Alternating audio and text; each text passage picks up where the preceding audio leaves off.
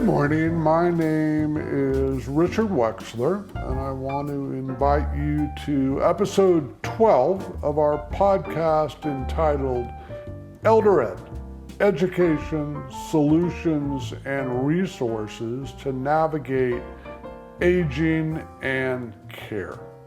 So a quick recap, like we do on every episode. About 18 years ago, my wife, myself, and our two small children wound up beginning a journey that lasted 14 years in taking care of all four of our parents.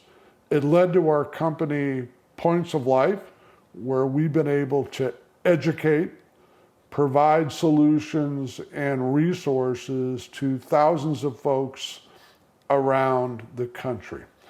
And we started the podcast to reach out to more. So what do we want to talk about today? We want to talk about the financial plan, whether that's a personal plan or something that's put together with a professional planner, advisor. And we also want to talk briefly about the estate plan. We're going to have expert guests on about the financial plan and about the estate plan in future episodes. But because I feel it's such an important topic, I wanted to talk about it briefly today. So, the financial plan, again, whether it's personal, whether it's through a professional. Is it needed? I think you know what I'm going to say. Yes, it is needed.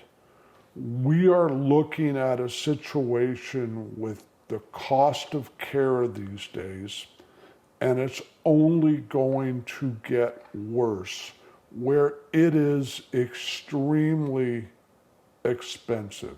We've talked about 3 ways to care for older loved ones or maybe a spouse.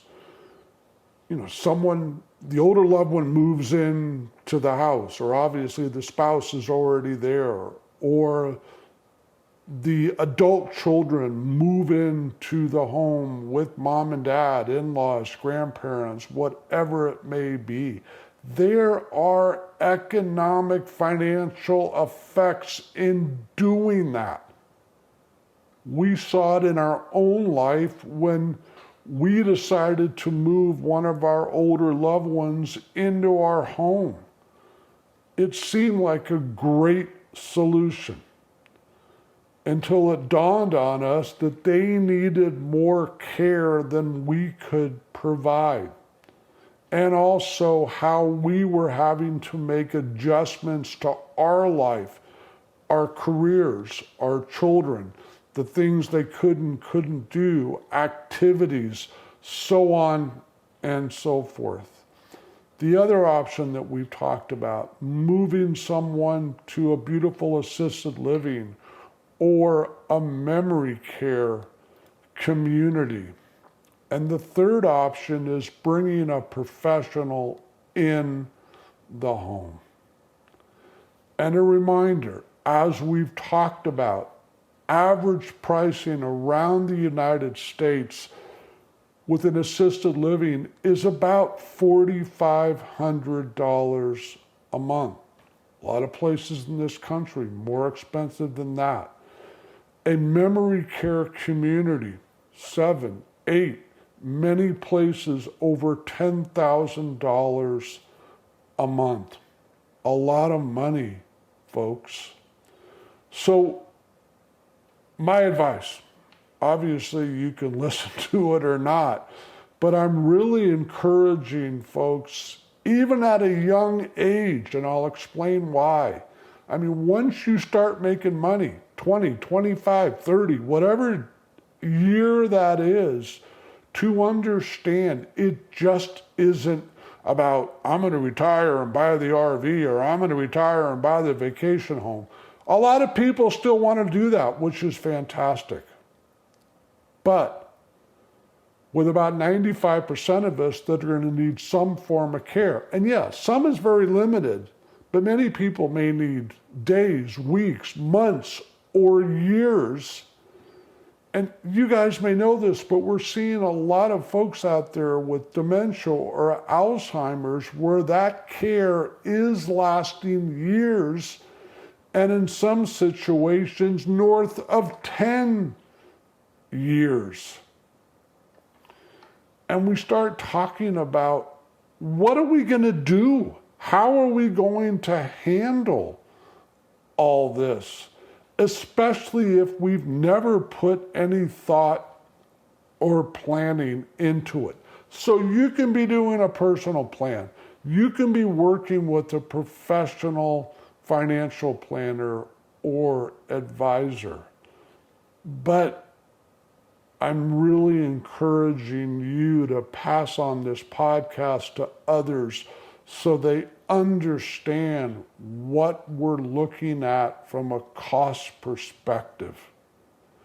And the adult children are reaching out to those older loved ones to have a realistic conversation. Grandma, Dad, Mom, if something were to happen, we're probably talking costs around these lines.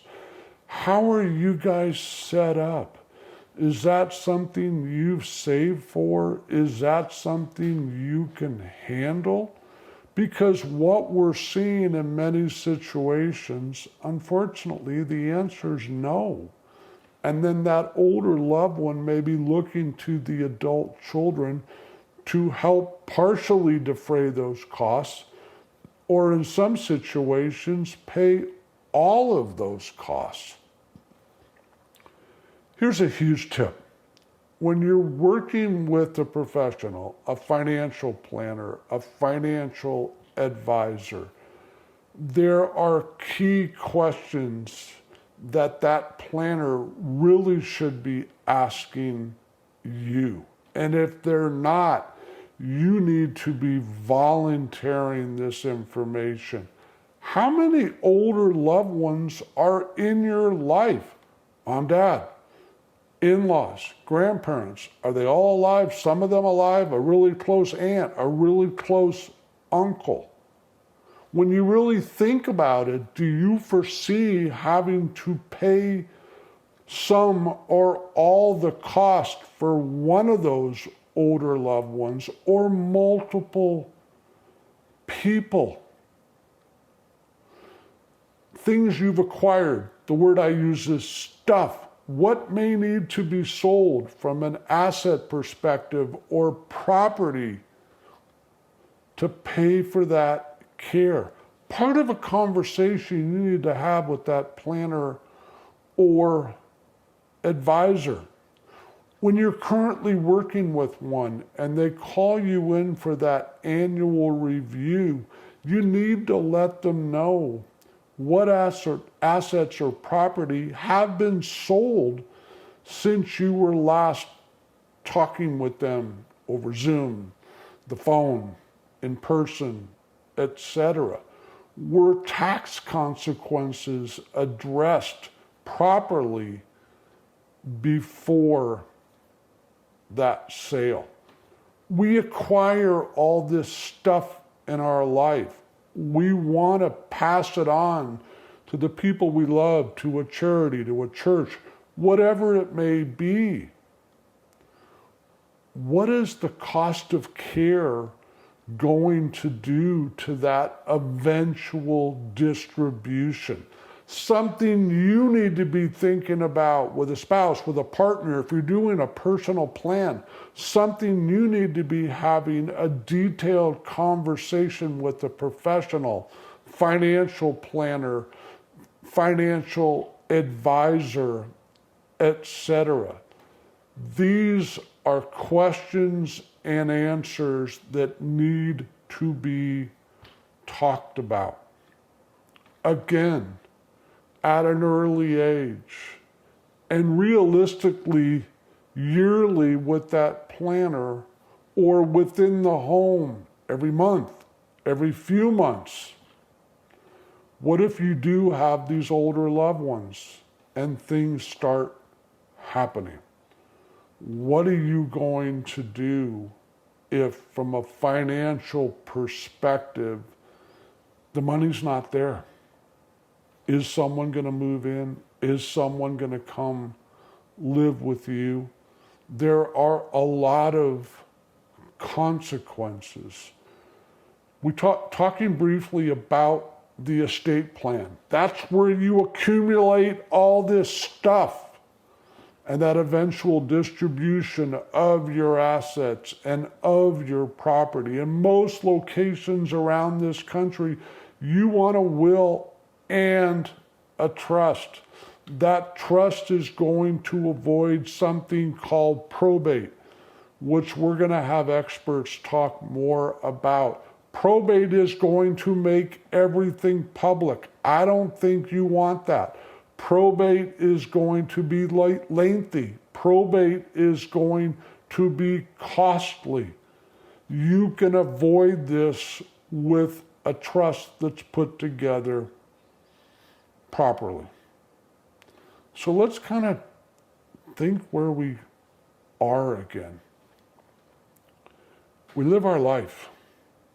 We're probably not thinking about someone getting sick or falling or a combination thereof. I get it. My wife and I weren't thinking about that. Then all of a sudden it happened to one parent, then the next parent, then the next parent, then the fourth parent.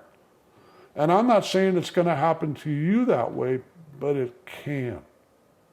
So you want to understand, we talk about the education. We talk about the solution. We talk about the resources. We're going to start filling our elder care resource guide with estate planners, with financial planners around this country. We're going to have the resources. Those folks in many situations may be the solution, but you and a spouse and or a partner may be the solution yourself. It's just understanding this and realizing, yes, this is something I need to think about monthly, every couple months, once a year, whatever the case may be. I tell people you don't want to follow our lead when all of a sudden you're working, you have the kids, and older loved ones begin to get ill or fall.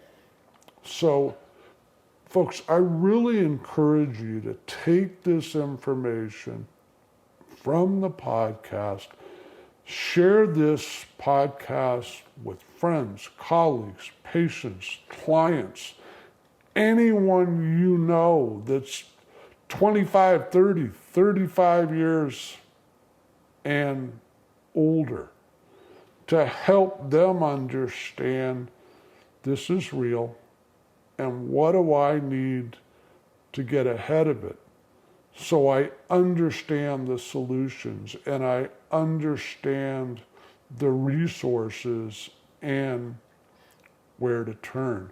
You know, we talk about this whole issue of elder care being a new chapter in someone's life. I talk a lot about it being a new point in their life. It's real. And as we talked about a few minutes ago, with many more people unfortunately suffering from dementia or suffering from Alzheimer's, which is a form of dementia, we are looking at more of a lengthy care situation. But in reality, with medication and the way medicine is handled these days, we're seeing a lot more people live a long life. With that idea again that we retire at 65, we retire at 70. First of all, we have to have the finances just to live. And then what happens if there's a what if in your own family, with a spouse, or your immediate family with a spouse, or an older loved one around you. So I really encourage everyone, think about this, have that conversation with mom, dad, in-laws, Uncle Charlie, whomever it may be. Understand what they can and cannot do. Be realistic with the numbers. If something were to happen, do they want to move into a beautiful community? Then you're looking at those kind of numbers. If something were to happen, do they really want to stay in the home? Or maybe they have to stay in the home and you need a professional and it's going to cost X. Or if someone in the family, potentially you, needs to help take care of mom, dad, grandparents, etc. in their home, or they're going to move in with you. I wanted to kind of start this subject today. We're going to talk more about this with the experts as we bring them on. So we're going to leave it there. But as I always do, I want to give you an email where you can reach out to us with questions, comments, etc. Have a pen? That email is eldered2023@gmail.com. ELDERED2023@gmail.com. Folks, until we talk again, have yourself an awesome day.